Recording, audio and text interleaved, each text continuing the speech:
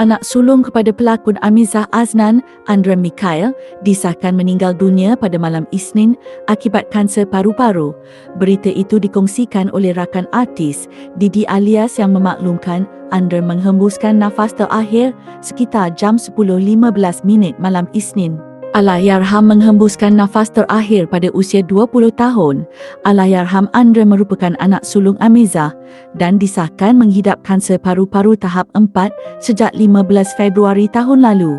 Allahyarham dimasukkan ke Hospital Kuala Lumpur beberapa hari lalu bagi menerima rawatan sebelum disahkan meninggal dunia. Marilah kita sama-sama doakan semoga roh Allahyarham ditempatkan dalam kalangan orang-orang beriman dan beramal soleh. Amin. Salam taksiah diucapkan kepada Mizah Aznan sekeluarga.